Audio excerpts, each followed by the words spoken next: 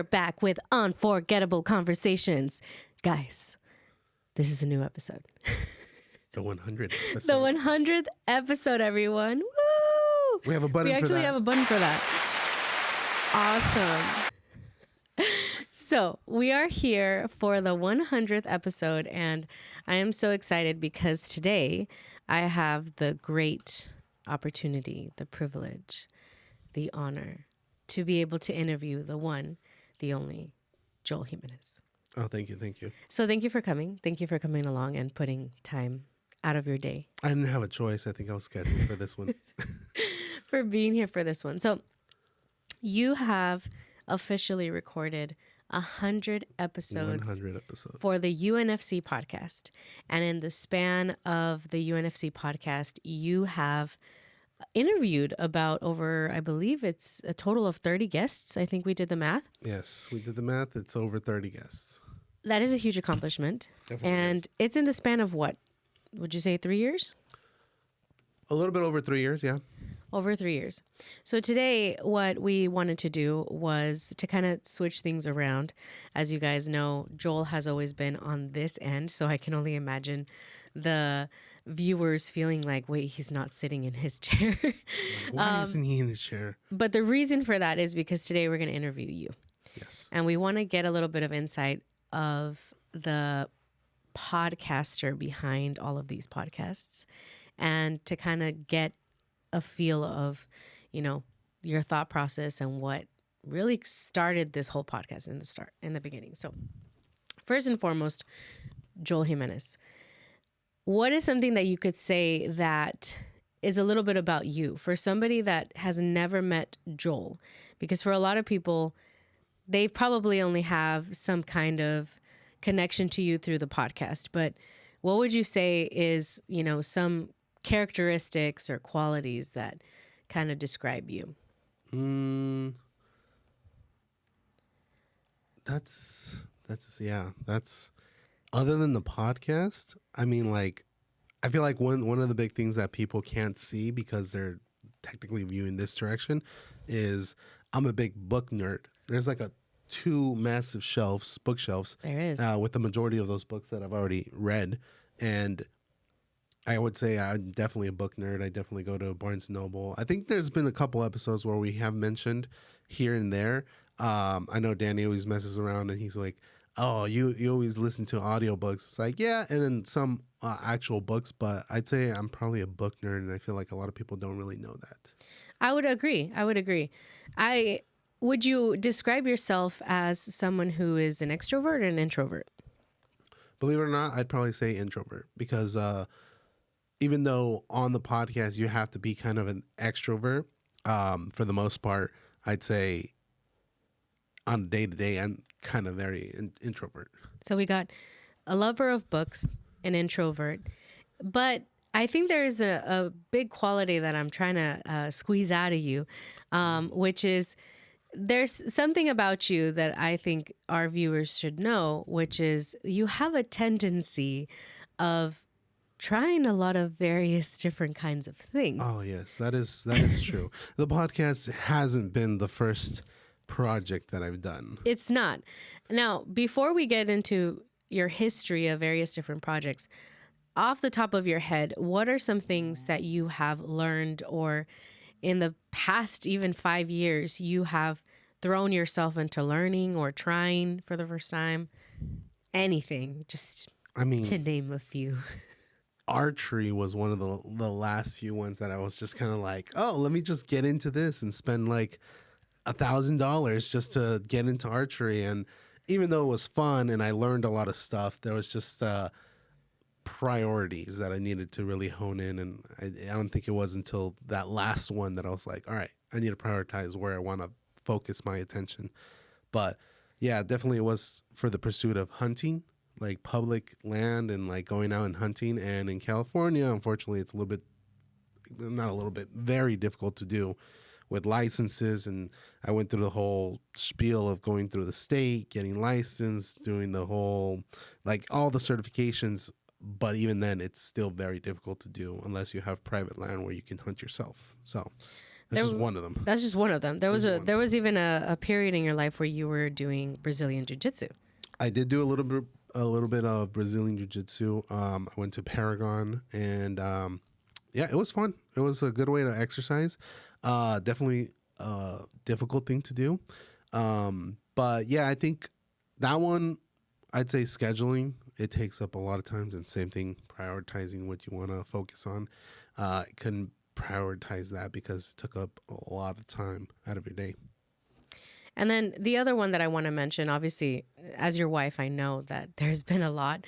But the most recent that you've also been, I would say, equally as involved and passionate as the podcast is marathons and running and Yes. races in general. That's definitely one that I would say I've stuck with for almost as long as I've done the podcast in a way. Um, yeah, because I'm on my 11th event that I've done. So that's not including just other smaller things that I've just done around running in general. But yeah, I think it's a great workout, and it's definitely one of those things that I think I'm gonna continue doing later on down the line. I mean, I already have everything scheduled for the following year up to like mid-year. So we have someone we're painting. I'm trying to paint a picture of Joel Jimenez. This is a person who loves books. This is a person who's, an introvert, but happens to also get into, bow hunting, jujitsu, and, races and stuff like that. So can you describe a little bit about, your childhood and a little bit of how you were growing up that would have led you to this point, and maybe a little bit about the projects that you were involved in that kind of paved a way for you to get here? Because based off of your earlier descriptions, do you think that childhood Joel would imagine you having a podcast today? I'd probably say no, but I think my parents allowed me the opportunity to do a lot of different things that kind of caused this ripple effect. I mean, like early on, I remember I got signed up for soccer, I got signed up for basketball, I got signed up for baseball, to do t-ball. I mean, there was multiple sports that I did growing up, and then even once I got into high school, so that this was all pre-high school. Once I got into high school, I did different sports there too. So, yeah, I'd say that the fact that I blame my parents for everything. So, thank you, Mom. Thank you, Dad. They're definitely the ones that influenced me to try different things.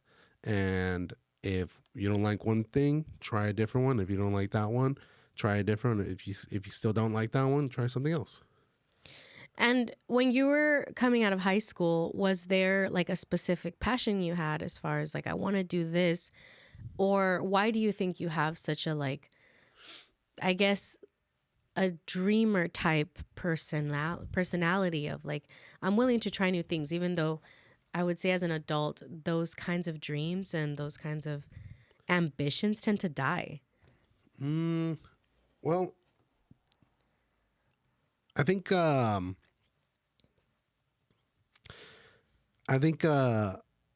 through it's like a weird combination of like my dad and playing football kind of gave me that like courage and motivation to do different things and to try to have that dreamer mentality. Like even after high school football, I actually ended up trying out and playing, or not playing, but like signing up for college football.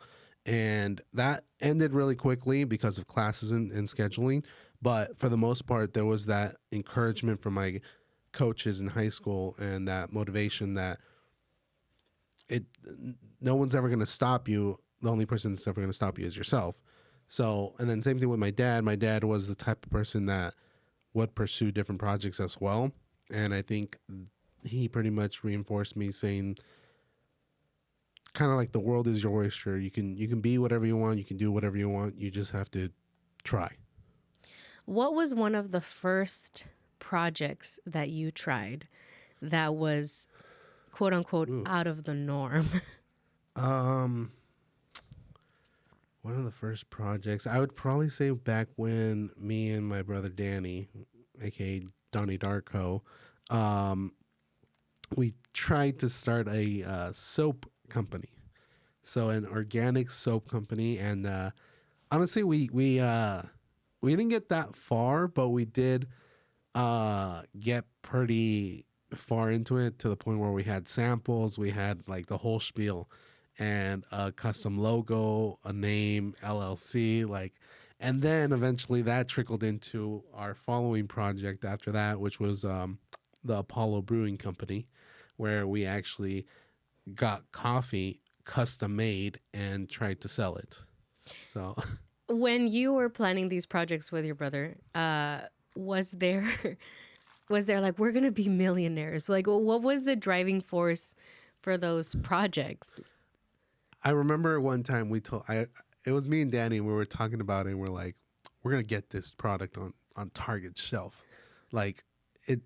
You're gonna see Dawn's soap, and you're gonna see our soap right next to it. So that was definitely a big dreamer. Very, Yeah, very optimistic very optimistic. for And sure. then afterwards, with the brewing company, we're like, yeah, we're gonna put Starbucks out of business, which yeah, definitely very dreamer like. And it's interesting that, even from, what we're getting from a little insight from your family is that, okay, you had your dad, he's a dreamer, he's optimistic, but you also have even your brother who's like, we can do this, we can actually make this successful. And for the record, guys, we were already talking around that time. We were friends around that time. And instead of me being, well, I shouldn't say that Realistic.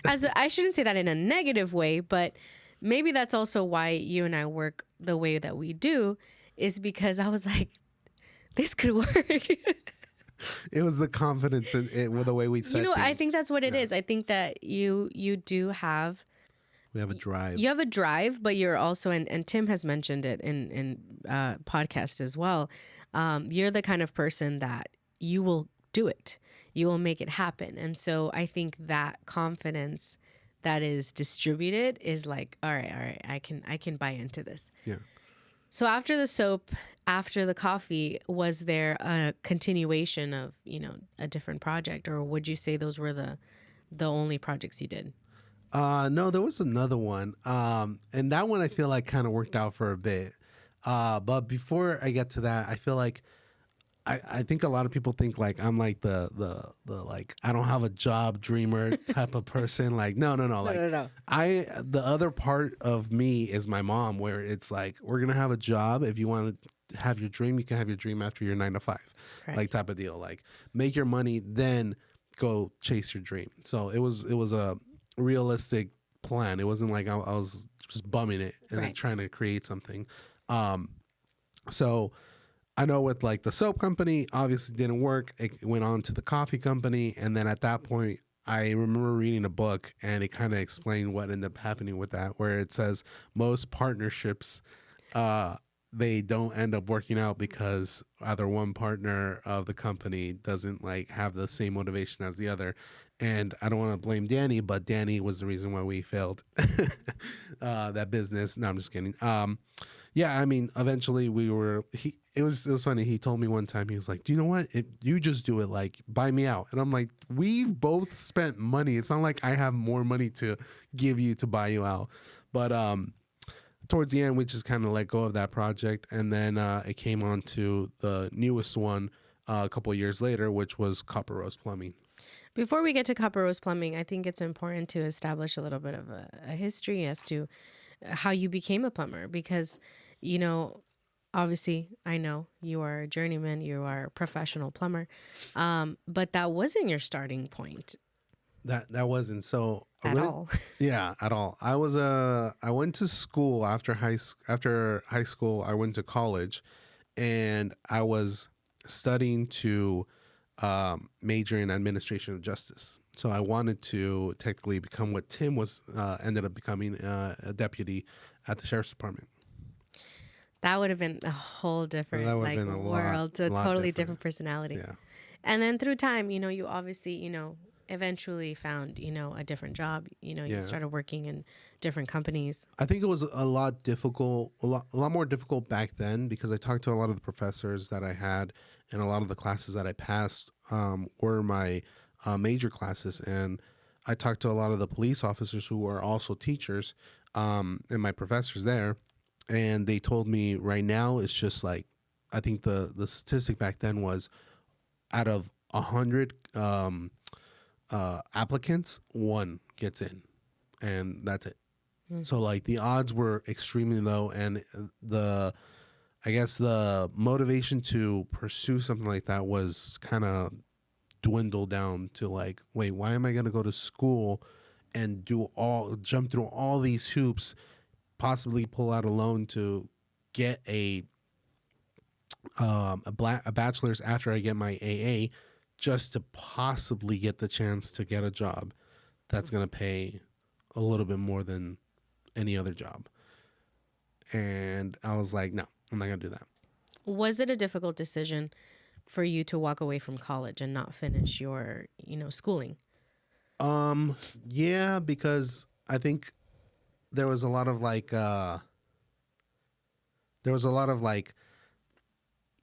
my oldest sister went to UCLA, and then my other sister was going to college too, and she ended up graduating. And then I feel like Danny was always the smartest one, so there was always kind of like this, like, do I really want to be like at the back of the line, and not get a degree? But at the same time, I was like, I don't want to do this and then not end up using my degree at all.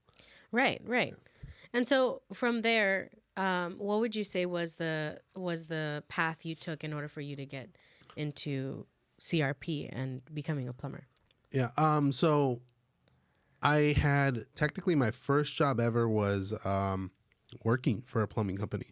Believe it or not, we would pass out flyers door to door, and pretty much we would get paid a commission technically, and it was like, I think 40 cents per flyer. Wow. So the more flyers you put out, the more you could actually earn. And at the end of the day, like, I think the most I ever did one day was like $24. And it's like, yeah, that's not enough. So I left that job, and I ended up getting a job through a connection with my sisters, and it was at the mall. And it was one of those jobs where it's like you just have that job for like so long, and it feels like you're there for so long that you're just like, I need to do something else.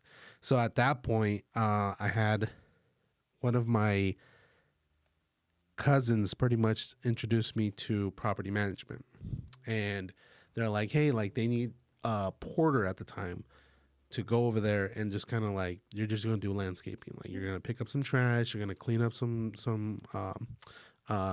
units that might be like evicted units, or just people that moved out that left their stuff behind, replace some trash cans in the mail rooms, like just different miscellaneous stuff. And at first I was like, what is a porter? I had to Google it. And it's just pretty much a person that can do a little bit of everything, just miscellaneous items. And I went, and it was supposed to be like a temporary thing, like, oh, we'll just do it for, I don't know, a week, and then you're pretty much, that's it, because they were going to be hiring someone. And I did it for a week, and afterwards I literally like was like, they just gave me a bucket, and they're like, here, go around the entire property. This is a 400 unit property, and they just said, pick up as much trash as possible. And I did it. And I came back, and I was like, okay, I'm all done. They're like, oh, you did that pretty quick. Okay, go to all the trash stations, clean them all out. Did it. Came back. All right, cool. Do this, do this, do this, do this. So I started kind of doing the route of what the porter was supposed to be doing. And after that, they were like, do you want a job? And I was just like, okay, yeah. Like, How old were you around this time? This must have been right out of high school, so I must have been like still 17, because I was 17 in college, so like 16, 17. And then after that, I ended up seeing like, oh, there's an actual career path in property management. So after you start off as a porter, the next position up would have been like a junior maintenance tech. And at that point, I was actually hired on with the property, and there was no openings for a junior maintenance tech, because it was technically like they limited how many positions there were, because there was already people there with seniority. Mm-hmm. So I stayed there for about 3 years. And yeah, there was like some raises and whatnot, but ultimately towards the end, it was just like, I'm doing the same thing for 3 years, and there's a limit. And then I got in touch with one of my friends who offered me, actually, no, before he was my friend, he was my sister's friend, which is George. eventually George, our realtor. who helped us buy the house. And he reached out to Jackie and told Jackie, like, hey, I'm looking for a junior maintenance tech. Like, do you know anybody that'd be interested in something like that? And she said, yeah, I actually have my brother. He's a porter right now. I think he's in training for that. So I ended up leaving that job, going over there, and it was a big jump because like the most I ever made as a porter was at the time 11.50, and I thought I was balling. And at the time, if you think about it, I kind You of were. was. I You was. were. I was making 'Cause- $9 at TJ Maxx. so at that time, like I had already like I was paying my bills, I was earning some money, and then I had already purchased my Cadillac. So I thought I was balling, but I was just pretty much launching all my money to a car payment. Right, right. But after that, jumped over to that property, left my old job, and became a junior tech. And I met a lot of good people there, a lot of good mentors, and they pretty much trained me to go from a junior tech all the way up to a senior maintenance tech. And then at that point, I was there for about the same amount of time that I was as a porter, 3 years. And I learned so much in those 3 years. I mean, it was like chaos. It was like there was so much work that there was no excuse for you not to learn. Right. You were eventually going to learn something, and you had to because you were under pressure. And also, you were on call. So it's like even after so there was like this weird work ethic that was being created by going from one position to the next. So met all these people. They trained me up, made some good friendships, including George.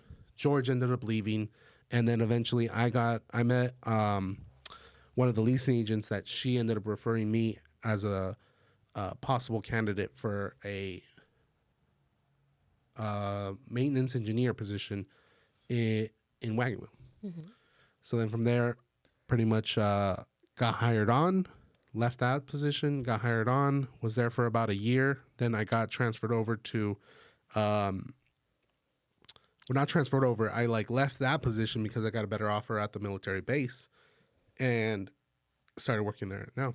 And then from that point, I took, well, I was there for about, I was there for about 6 months at the military base doing pretty much as a maintenance engineer as well. And I got a call from the union. The call. And they're like, hey, you need to quit your job today because we're going to bring you on. And for a lot of people that don't know, with the union, it took me 2 years just to get into it. Like I was going and applying. Like I had applied when I was literally still training to become a maintenance engineer. And it took 2 years just to get to that position.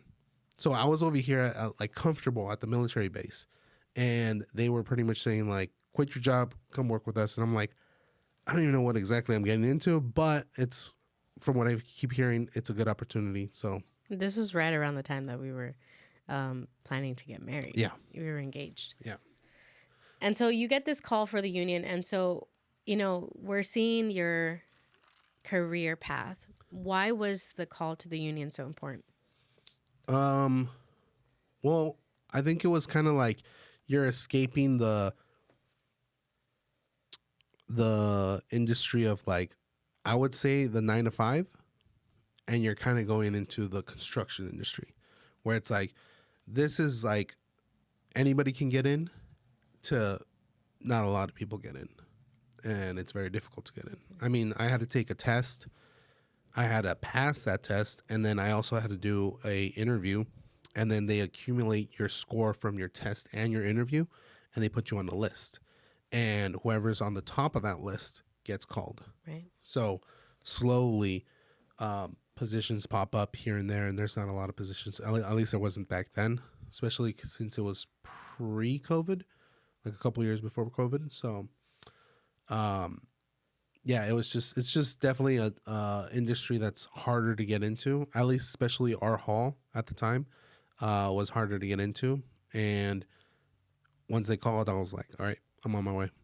And was it at that time that you made the decision for plumbing, or was that based off of your test scores, or why not carpentry or electrician, or why specifically plumbing?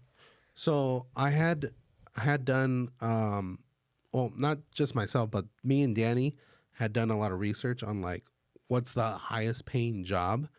Because at one point when I was a maintenance engineer, I actually hired Danny to be a maintenance tech underneath me. And we would do a lot of research like how can we make more money? Um, and even though we were making good money, we are just thinking like, what's the way we can make even more money? Like this isn't our career path. That we want something better for ourselves. And there was a lot of like different trades that pay better than others. So one of the ones that we kept seeing was elevator technician. And for some reason, every single time we researched it, we could not figure out where that one was at. But luckily, we ended up falling down into the two categories where it was the two top trades that get paid the most in California is electricians and plumbers. So I don't like getting shocked. And in that line of work of going in and flipping units as a maintenance engineer and a maintenance tech, there was a lot of times where I got shocked and I didn't like it. So I was like, well, plumbing's easier. There's no electricity. It's a little bit grosser, but ultimately, I'd rather deal with something that's gross than get shocked. Mm. So I decided to go with the plumbers union, that being the more difficult one to get into. So you started working for a plumbing company through the union, and that's where you kind of like stayed for a while. So that led to CRP. Yes. So I pretty much, after I became a journeyman, so I came into the union, and luckily, because of my experience in the past, they accredited me 3 years, and you're supposed to complete a total of 5 years of an apprenticeship. I kind of sped through that pretty quickly. So I became a journeyman, but I felt like a lot of my coworkers at the time didn't see me as like the legitimate. Legit. Yeah. So they were just pretty much, there was a couple times where they're like, well, I mean, kind of got white carded in. And it's like white carding is like, you kind of like got a free pass to like skip the line. So I didn't like that. So in my head, a little bit of it was how can I prove myself? So I was like, okay, well, I could technically go on my own and go through the state and get my license. And in other Which is states, not something that's easy to do. not easy to do at all. In other states, it's considered the master plumber's license. Here in California, it's considered the C36 license, which is a license that you pretty much take through the state, showing it's two tests, and they're timed, and they're both 100 questions each. One of them is the law, that is it applies everything trades, and the other one is general knowledge of the actual trade. So you have to pass both of them within the time period, and if you pass, at that point you can get issued a license by the state. A lot of people fail A that. lot of people fail. Not only just for plumbing, but all trades. And for the viewers that have no idea what the license is for, what doors does this license open for you? So let's say you know plumbing or electrical or anything. If you were to go on Craigslist and advertise, hey, if anybody needs any electrical done, give me a call. Per the law of this specific state, you legally can't do that. You can't advertise yourself as a business, as an electrician, a plumber, or a carpenter, or anything like that. You can advertise yourself as a handyman, and you're limited to a max of $500. So there's they change the rules all the time. It's a lot different now, but still, it's still like you need the license to be able to do the work. If you don't have the license and you get caught, you get fined, and then if you later on down the line want to get your license, it's going to be a lot harder because it's going to be on your record. Great. So a lot of people that were taking these tests, it was kind of crazy because in the parking lot, you see a lot of families that are waiting for mom or dad or someone, your uncle or grandpa, that's going to go take his test to get his license. And they come out and they're like, either happy and they're celebrating, we did it, awesome, or they're just like, oh, maybe next time. And you just see it in like a lot of the tradesmen's faces when they come down and they're like, I have my paper that says I passed. I'm going to get my license with the state. And then there's some that just come down and they're like, Oh, I that's met a rough. couple guys there that were, I think one of them was a carpenter, and then another one was either a welder or something like that. And one of them has tried taking the test 7 times already, and the other one 3. And it's either they fail one or the other. And there's no open book, there's no internet, Nothing. it's literally just you, a piece of pencil. Well, actually, no, they have a computer now that they can do it. And then just recently, they did it where you can choose a language between English and Oh, Spanish. oh Yeah, wow, yeah. that's a huge So before it was like pen and pencil and English. paper, and now you could do it in English or Spanish. Pretty sure that I don't know if they've done it in like Mandarin or anything else, but English or Spanish, and I think you can only miss, I think like 20% of the questions or something like that. It's like some small amount, and it's combined, so it's not even like, I think it's even Both less. tests, Yeah, right? both tests. Yeah, so it's not like 20 questions in each test. I think it was like 20 questions for both. So like 10 questions from each test you can fail. And So I it's very, remember very, this period in your life because obviously we were already married, and the amount of studying you put in was insane. But at that time when you were pursuing this, you were really like, this is what I want to do. I want to be a business owner. I want to have my own business. I want to be able to make my own money, be my own boss. And so, did you or did you not pass the license? I passed. You passed. Yes. And so, with that, birthed Copper Rose Plumbing. Copper Rose Plumbing, yeah. With Copper Rose Plumbing, I would say, and I include myself a little bit in this because Yeah. it was like a dual thing for both of us. You were doing all of the, the work, you were doing extra hours, you were trying to build clientele. I was being more of like the accountant and, website and stuff like that. For a lot of the viewers, it's like, well, what happened to CRP? Well, CRP, like if you look at some of the early episodes, CRP was our I was a sponsor. sponsor. Yeah. So there was a lot of times that CRP technically paid for a lot of the stuff that we have here. Right. We did make a decent amount of money, but at the same time, I got into this like fork in the road where it was like, I'm working, then after work, I'm going to work because I'm working on my company. Right. And then on top of that, I'm also scheduling podcast episodes. Right. And back then, we were cranking, in one night, we would crank out 3 episodes, 3 hours long. So there was like a lot of stuff going on, not on top of like going through like ministry at church, and then also just us freshly married, Right. bills, responsibilities. We bought the house, just regular stuff. Like there was just all the day to day stuff on top of that, and I got to that fork in the road where it was like, okay, what is it that I really want to do? Do I want to leave my job to go do the same thing? Because I'm doing plumbing right now. Right. I'd be doing plumbing as a career, or not as a career, but as my dream job is plumbing. It's like, it's not. Yeah. Versus UNFC, where it's like, okay, well, I'm making decent money through my regular job. They're giving me more responsibilities. I'm starting to kind of get a good pace on my career path through the union. And then I'm having to decide UNFC or Copper Rose Plumbing. And as you can tell, I chose UNFC. Now, as your wife who loves you and is your number one supporter, that decision to a lot of people might not have been the wisest. Mm-hmm. For a lot of people, they see business ownership as the number one path. That, like, why wouldn't you want to be your own, business owner or your own boss? Why wouldn't you, want to pursue that, even if it meant, putting yourself in a risky position, quitting your, secure job, day-to-day job, and going all in for, business. For you, why do you think that wasn't something that you were like, this is for me? I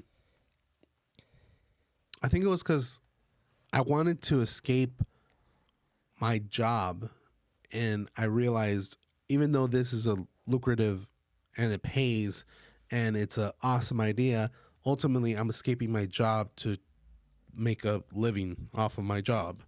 So it's like it didn't make sense. It kind of felt like the whole like, am I going to go to school again and get a degree And you to have to use that degree. to use that degree to get a loan to eventually go and be one of the, hopefully one of the 100 people, that one person that gets hired as a cop or as a deputy.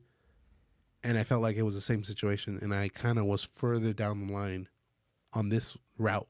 Like I had already gotten my degree, aka my license, and then now I was just being forced to choose, like, do I want to keep going, or do I want to truly do what I want to do?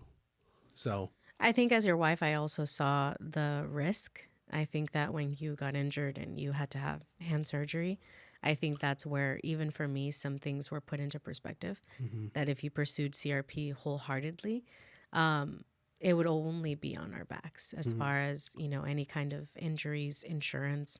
Now, you and I are going to have a baby, and we've seen a lot of the benefits from your current job.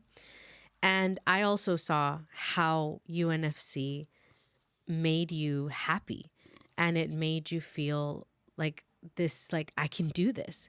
And so we're here at the start, per se. We've layered down, your foundation. What is UNFC, and what does it even stand for, as far as why that name, UNFC, or Unforgettable Conversations? And since that is the path that you have chosen, why podcasting? Well, I mean, originally it wasn't. It was. I was never supposed to have a podcast or a platform to speak on. Originally, it was for my beautiful wife, because you wanted to start a podcast, and I was thinking like, okay, so let me do the research. That we have the spare bedroom. Let's take advantage of it and create a podcast for you, a platform for you. Dreamer also. Yeah, and you did do it. Um, and after it was like after I did all the research and I did all the setup and the lighting and everything, I found out like, okay, well, I mean, it's just sitting there. Like, you're gonna do your episode and then it's just gonna sit there. So might as well take advantage of it. And then that's where it sprung out, where it's like, okay, now we're gonna do it. And a lot of people, they say like, what does UNFC stand for? And it does stand for Unforgettable Conversations. And it's kind of funny because it was kind of like a play on words, because it's like a lot of it is forgettable, some of it is unforgettable. Ultimately, it's unforgettable for us because it's just moments in time where we had conversations with different people, and it was awesome. I think, before we move on, it's something that's really important to mention, is that you are not a fan of public speaking I'm not. at I'm all. not. You and I have served in various different ministries that have required us to be in public, both in front of 20 people to 400 people. Mhm. And you've had to give, speeches or introductions and stuff like that. And you've hated every minute of it. So why would someone like that put themselves in a position where they are constantly talking? Ugh. Um, Kind of off of a quote that I once heard, where it said, "Whatever your fear is, that is your limitation." So if I'm gonna stop there and let my fear take over, I'm never gonna accomplish great things. So that being one of the things for me, public speaking, this isn't ultimately the same because it's not in front of a big crowd, but it's possibly even in front of a bigger crowd, because sometimes 100%. 20 people listen to you, and it's awkward. But on here, it's like you could have 400 people listen to you, and it's easily the same thing. And some of your reels or your shorts have made thousands of views. I don't know if you know off the top of your head, what's the highest views that one of your videos has reached.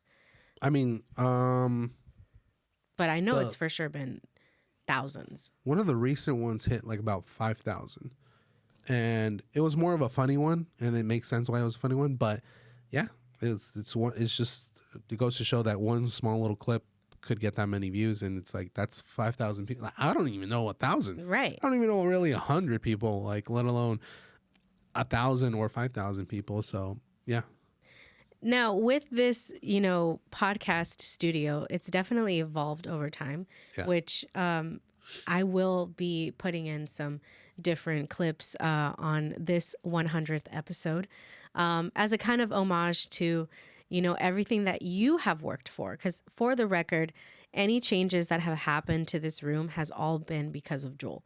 He has taken the time to research, and he researches heavily, like YouTube video after YouTube video, site after site. I mean, you read everything about a mic, and to me it's like I don't have the energy for it, but you have, definitely had seen this room had its various forms of looks. Do you have a favorite one? I mean, I feel obviously right now it looks the way that it does, but is there one that you're like, I really like the feel of that one even though we're here now, or is this your favorite one? um, no, I'd say right now it's my favorite style, but slowly it's gonna be the next style that I change it to because Right. it's just slowly improving every single thing. And the fun thing is, I didn't know anything about audio or video or lighting or anything related to podcasting. It literally was just, okay, well, let's find out. And I did some research. It's funny because most microphones for podcasts they use this cable that's called an XLR cable.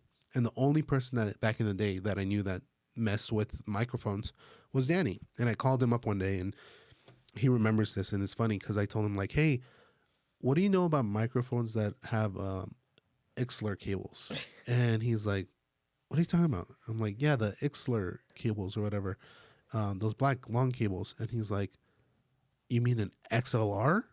And I'm like, "Oh, that's how you like say it?" Or and he's like, "Yeah." And he's like, "Okay, well, they're different. There's like different types of microphones, dynamic microphones.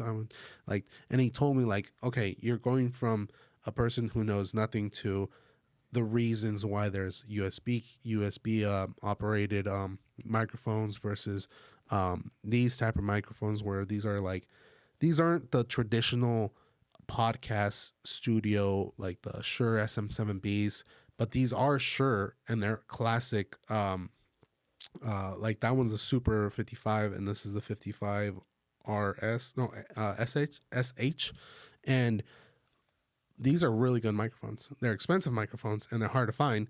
Um, and they're just classic. They're like that metal, I like the classic look too. yeah, metal classic look to it. And then like it led me into like this path where it's like it's the rabbit hole, the dark hole, the black hole, and the abyss of just a lot of research needs to be done down to the pod track, what equipment is the best equipment for it, how do you connect the headphones, which headphones are the best to be able to listen to Which I would yourself. say these are for sure the best. The ones that we Yeah, had early before. on they were cheap. I mean, I think I spent, and it was expensive back then, it was like $500 for a full kit, and it was like the cheapest stuff ever.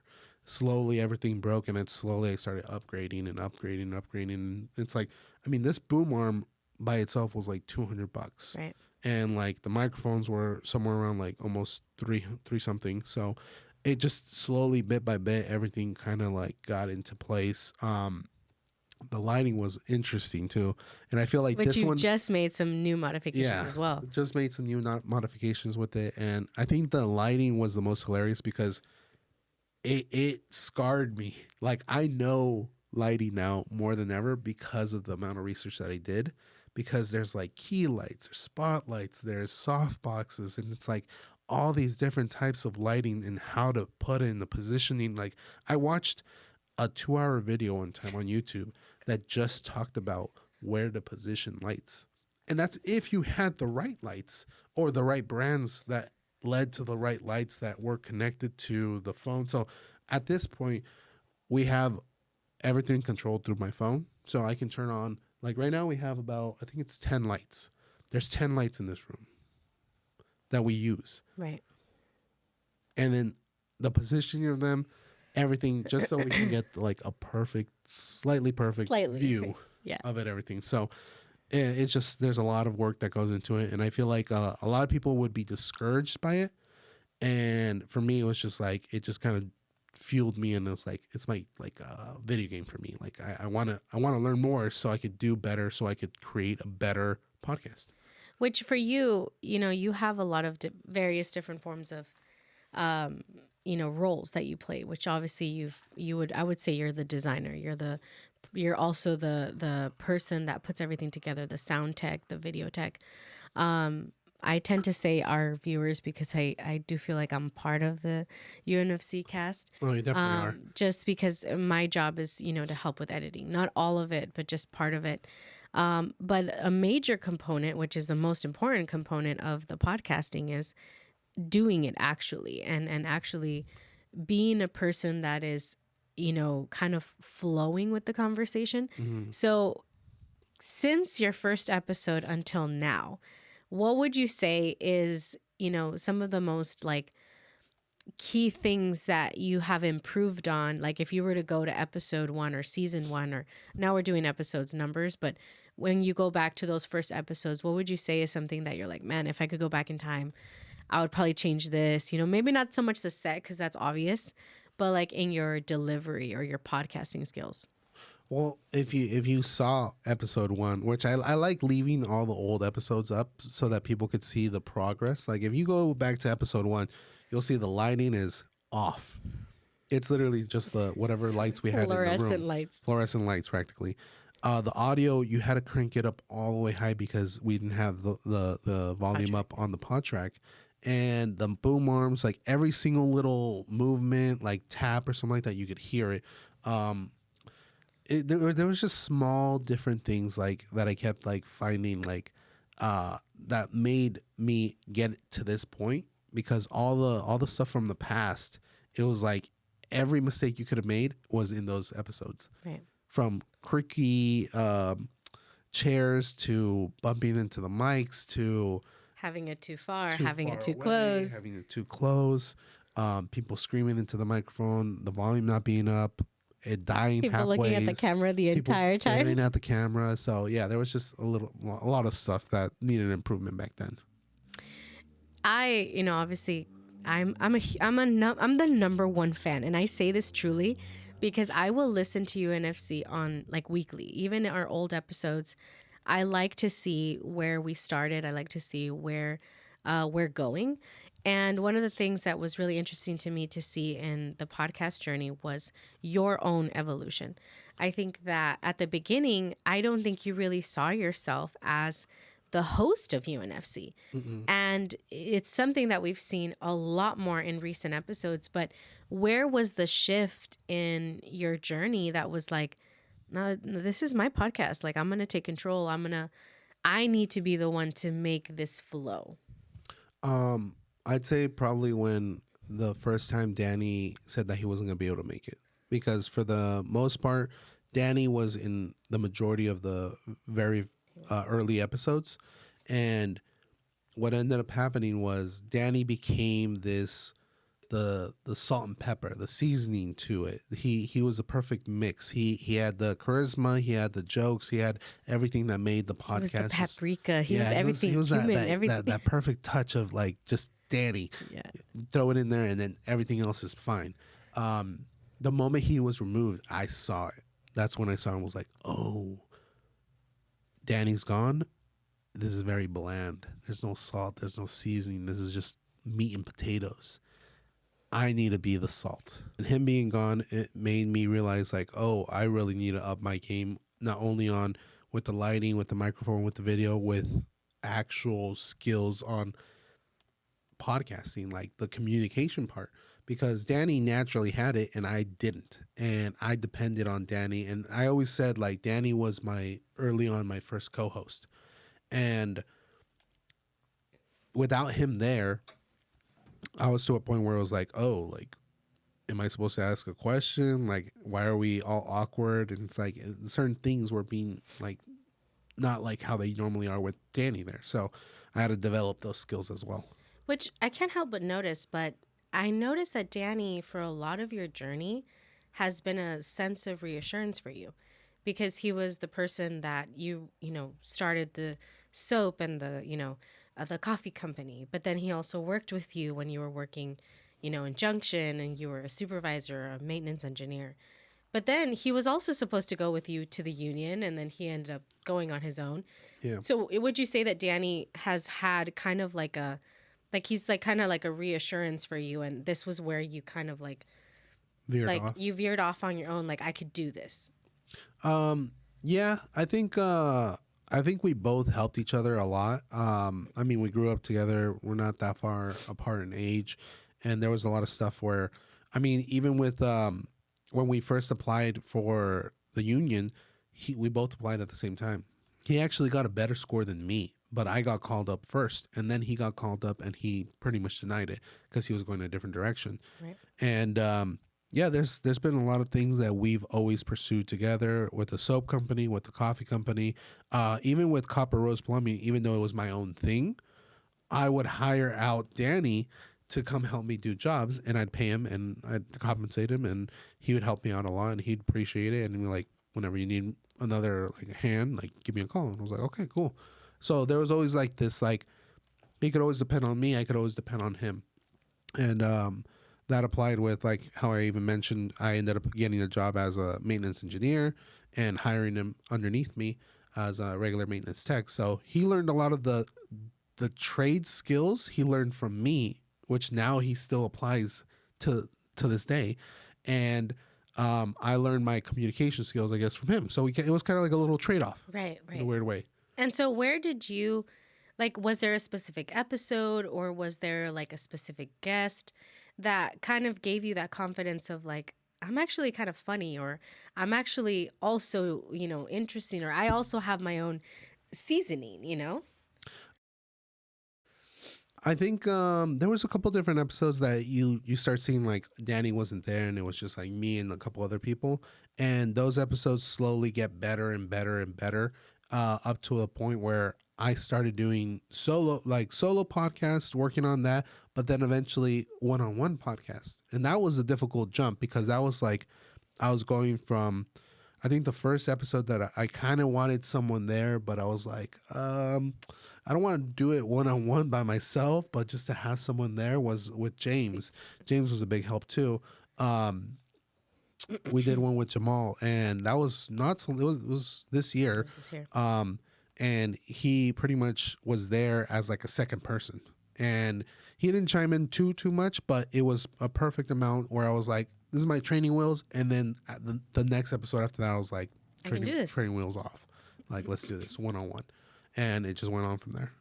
What is the process that goes into interviewing someone that you have never met? Because a lot of these guests, it's not like they're best buddies. Like the first episodes that we've recorded, obviously that's family, those are friends, but you have currently been starting to interview different people from different walks of life.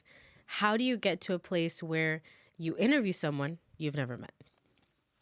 Um, well, recently I came up with a slogan for UNFC, and it's everybody has a story. We just press record, and I think that's where it kind of like went off to where I was like, oh, instead of just making this like a comedy podcast where we're just making jokes and it's like guys hanging out, let's kind of learn something, and learn about certain people.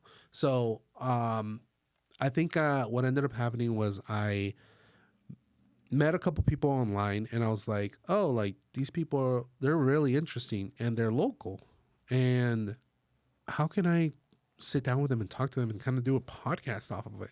And I did a lot of research on them. So I think that's one of the things that goes into play now with bringing in new guests. I do a lot of research on them. So that way I'm better prepared for when I get into like one of those snags where it's a little bit of an awkward conversation where I might not know the majority of the stuff that they're talking about. I can kind of dip into my general knowledge of like, oh, okay, well, I know this, so that we can have a further conversation. So I think it's a lot of research on the individual, and then just finding new interesting people. Has this, has podcasting helped you in your regular life in social interactions? I would say yes. I mean, I feel like I'm still like, I go to the grocery store. I'm not talking to anybody. Right, I'm not right, going right. to the cashier. I'm going to self checkout. Like, Right. yeah, like I'm still doing the same thing that I normally do.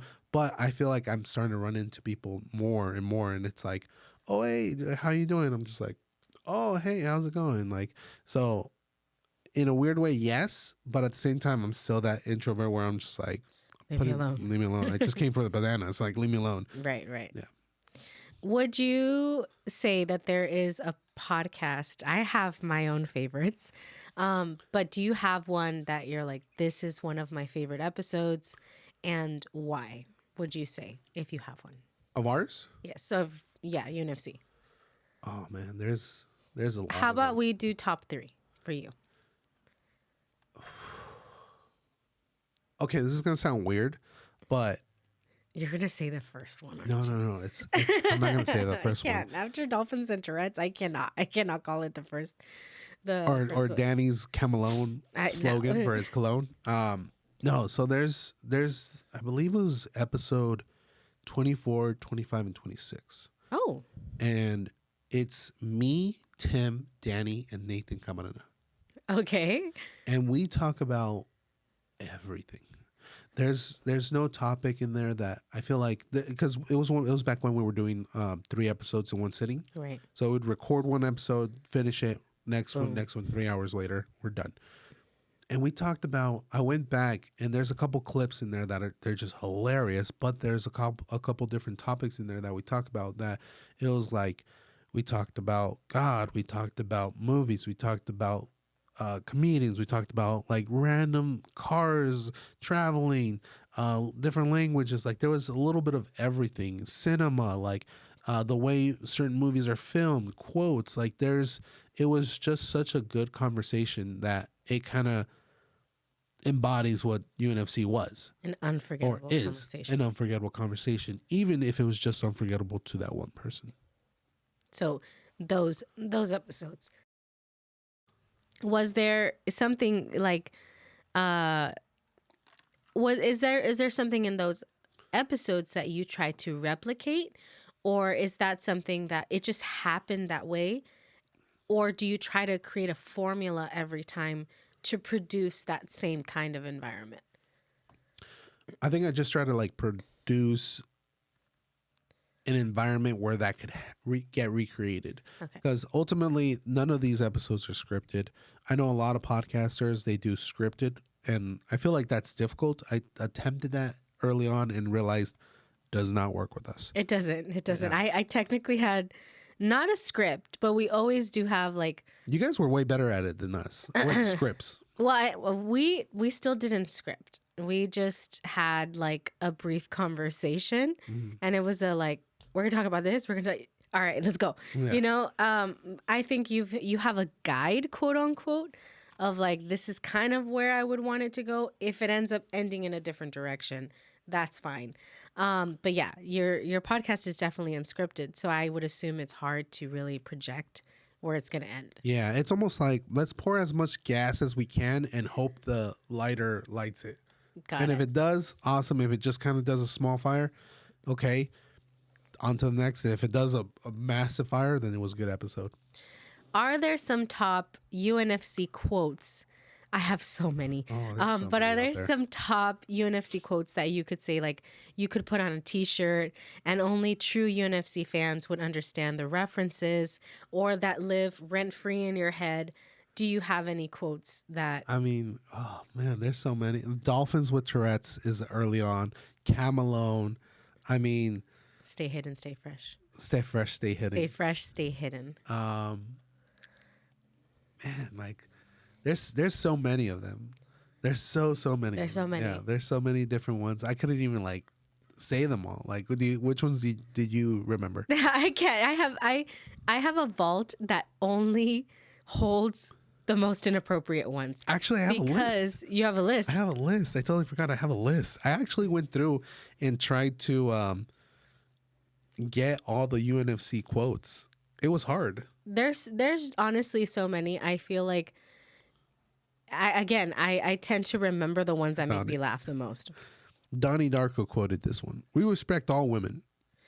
You should tell me like the quote and see if I could like figure out who Okay. said it if you have that written. Dolphin with Tourette's. That has to be Alex. That was Danny. It was Danny. I still ride the short bus. That's you, I think. That was me. He's got dumb strength. Oh, that sounds like Danny. No, that's me. She's not cute. She's heavyweight. That is Alejandro. That is a straight up quote. Oh, I love that one. Don't put words in my mouth. That could be anybody. That was Tim when Danny said like, "Oh, these are the people that love me," and he's like, "Don't put words in my mouth." Okay, I can see it. This one was not the most appropriate one, Of but course. it was I just want a big booty girl that loves Jesus. That is Richard talking about his brother who said that. Are you done? Are you done? That is Alex. Yeah. And that was Alex and Danny fighting. Yeah. If you stab a camel, will it leak water? That sounds like Danny. That's Danny. And then there's just there's just so many. There's like so I many. have literally just like a list of them that I went through. What are some of the, episodes that you go back to that, because I like some of the laugh attacks for me. We might clip some of these in the video if you want. Mm-hmm. One of my favorite laugh attacks is, I forget what episode number it is, but it is the fears episode. So there is an episode where Alex is reading, different phobias. And you guys have to guess, what is the root of that phobia. And it's so funny because he pretty much says genophobia. And you guys are trying to figure out what that would mean. Means, what genophobia is. And, then Danny starts, I think it's Danny. He's like, there's one called arachnophobia, fear of spiders. And then he says phasmophobia. Phasmophobia. And then, you guys said it. And that's when you say. Unless you say arachnophobia, in which I'd say fear of spiders. Well, obviously you probably know that. Majority of people know. Phasmophobia? Yeah, phasmophobia. That's a good one. Good game. Anyways, There's okay. one called So homophobia. the hint, the hint. What's the hint? The hint. Okay. I hope Ken We're going to get canceled. edits this.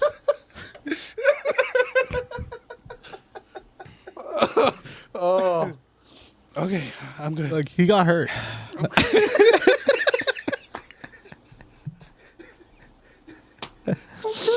What was the phobia again, Joel?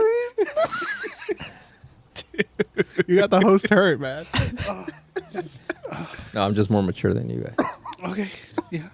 Okay. So Let's lock back in. Here we go. physiologically speaking, we all have two of these. Most of the time. Genophobia. Most of the time. What do you mean most of the There time? are rare occasions. The fear of blindness. Anatomically. Some people might not be born with it. Wow. Or might lose them. I mean, that could be anything. Hands, feet, Exactly. But that's a hint. Eyes. 2 nostrils. I'm crying. And it was just so funny because of the way that Tim loses it. Tim loses it hard. The way the three of you, I mean, you guys could not recover. And then Alex is like unable to kind of be in the joke because he's the host. Yeah. And that is like one of my favorite laugh attacks from, a lot of the episodes. There's been few times, but every single time I have Tim on the podcast now, my number one goal, I could care less about anything else with the podcast. If Tim's on the episode, my number one goal is to make him laugh. Because when he laughs, it's like we won. It's gold. We won. That is why for Ali's episode where he said, she was heavyweight and everyone busts out laughing. It was such a gold moment because it was like, dude, that is not what you were asking. And that's what you said. And so, yes, I would say like for me, those are like episodes where I could say like, man, I laughed so hard. A lot of the times I was listening to the podcast through Spotify and I'm at work and I'm literally crying or trying to hold it in. Is there one for you that you would say like, oh man, that's one of like, I go back to that one just to watch this scene or this, Well, we'll probably put in right here the Tim and the homophobia one. But the other one that I always love is there's a in one of the episodes, I think it was 24, 25, or 26. It was one of those episodes that Nathan Camarena is asked. No, Tim asks because it's Tim, Danny, Nathan, and myself, and Tim asked both me and Danny. He's like, now that you two have traveled recently, what language do you think is beautiful or just created like just elegant? And we start thinking, we're like, okay, well, Greek is pretty good. Like French, I like French. And then I think Danny said like, oh, Italian. And I was like, I think French is kind of beautiful. And then Nathan, he's like, is there a difference between Italian and French? And I remember I looked at him, I'm like, they're two different countries. And Tim repeated the same thing. And then Danny's like, it's okay. It's okay. Yeah, he does. Like all He just sad. kinda Like he's like, I don't know. And he's like, it's okay. It's okay. And then Tim is the cherry on top because he's like, it's okay. There's no stupid questions. That was pretty close. That's true. But yeah, English is very inefficient. Humans, Americans, very inefficient. Yes. If you could choose to speak any language, like you know how our main language is English, what other language would you choose? German. I think they traveled the world recently. Mhm. Oh, which yeah. which language is like would you consider efficient and like sound beautiful? I guess you could say. Italian sounded nice. Greek sounded. Oh, is there a difference between Greek- Italian and French? Yes. Yes. Oh, okay. Yeah. In Italian, you Two- say grazie they're two different for thank you. countries. It's two Yeah. different countries. I don't know, man. It's okay. Dude, I've never traveled there. I guess this is a safe Yeah, space. I guess It's a safe space. Don't worry. There are no Um, stupid questions. That was pretty close. What about those stupid questions? That was pretty close though. Yeah, Italian and French, they're two different. Then there was the We'll add that right here. when you guys convinced Jacob. Oh, that is one of my all-time favorite clips. Maybe even more than the Nathan episode. So me and Danny somehow caused Jake to just kind of lose his mind because we convinced him that water is wet, and Danny is the one that's like slowly manipulating him and getting him to be convinced that water is wet, to the point where he's literally like, water is wet. Would we agree that everything that rain touches gets wet? Yes. What if it rains in the ocean? Water, because water is like What if it rains in the ocean? Then the ocean's getting wet. it's not getting anything. It all What's happening It's then? already wet. Is that It's what you're already saying? wet? it's not already. Okay, the ocean.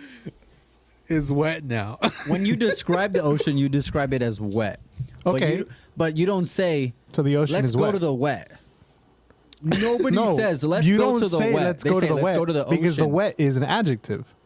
It's not a It's a noun. So description. you- It's a description. It's an It's a adjective. description. Yes. Yes. So water can wet, Water can wet. and water Can get is things wet.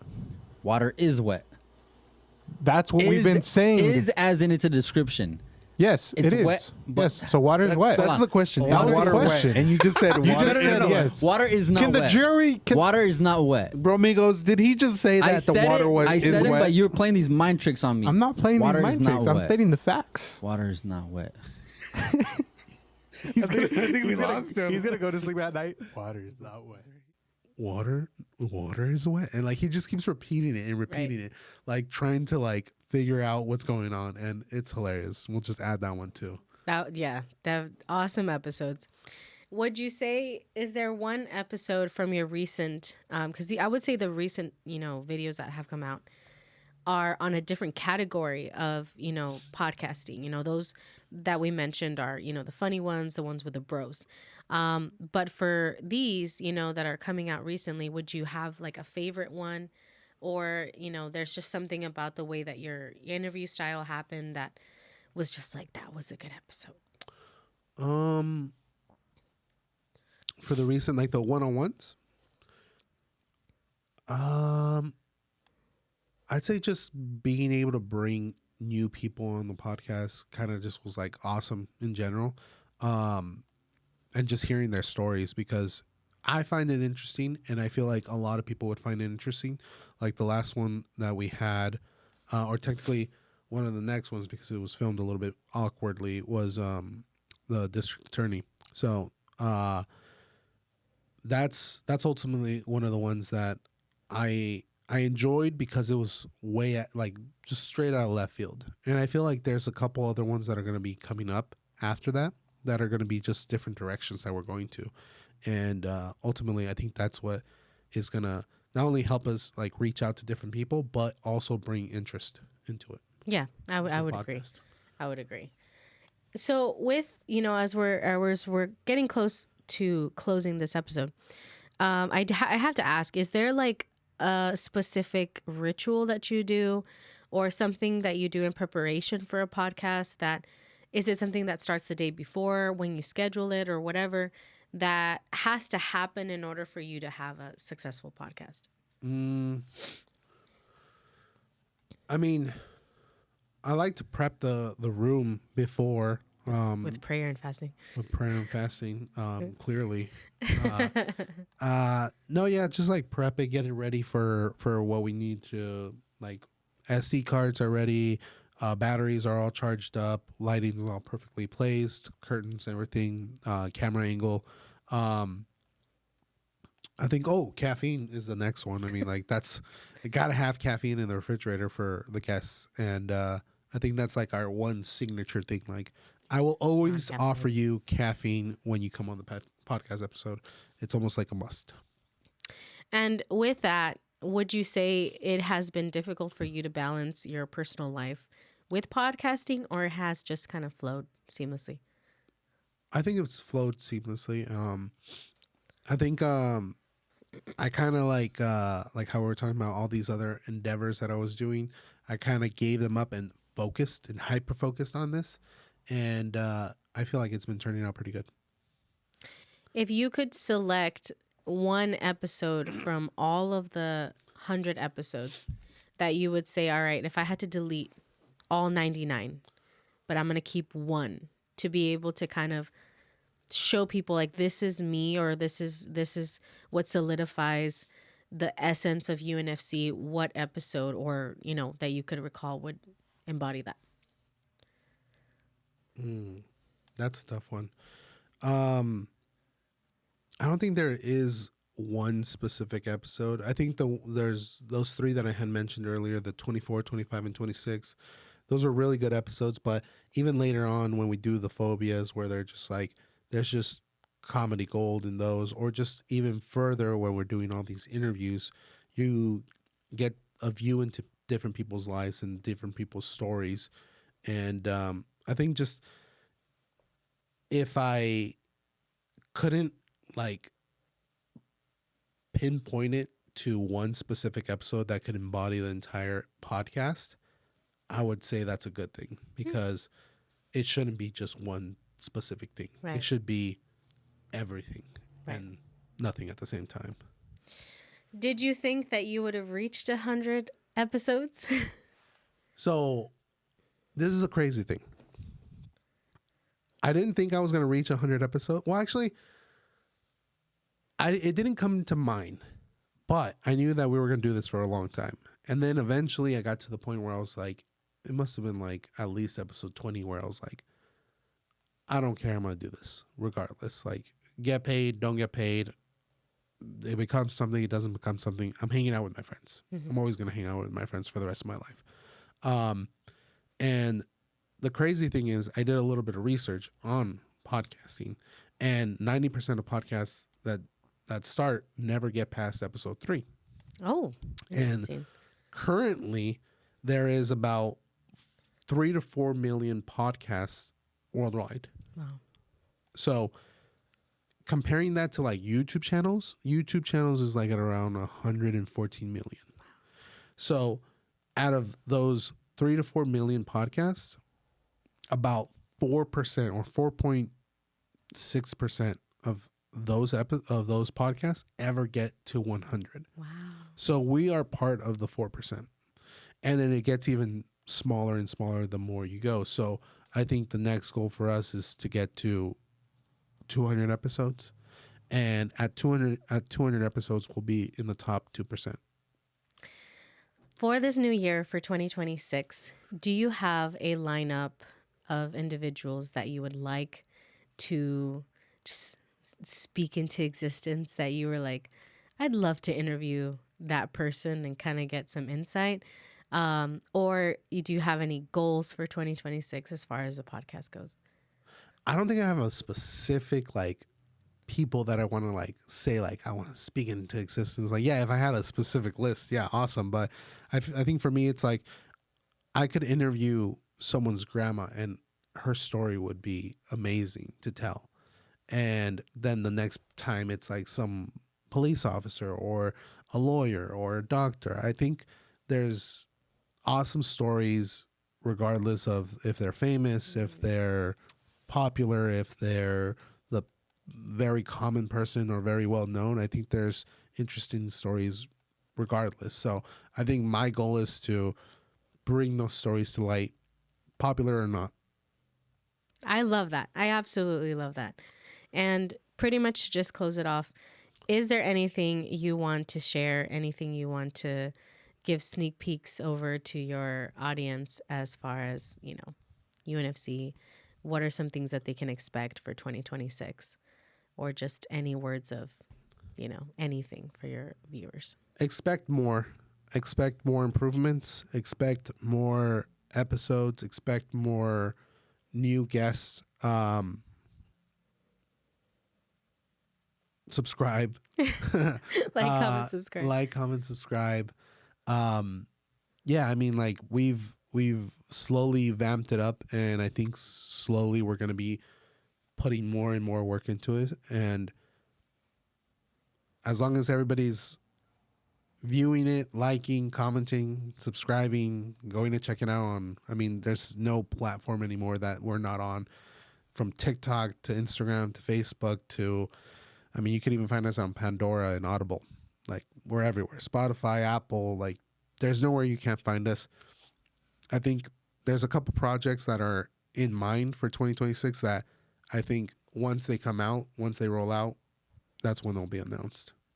And this year, we're going to see the host definitely evolve into a very different person. Oh, definitely. Given that it's going to be his first year as a full-time dad. Yes. And so we're only going to see the beginnings of where We're going to have a dad episode where all the guests are going to bring their child.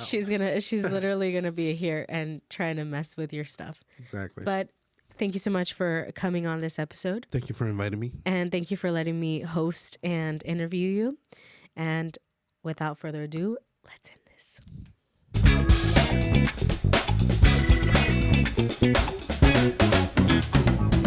Bye, everybody. Bye.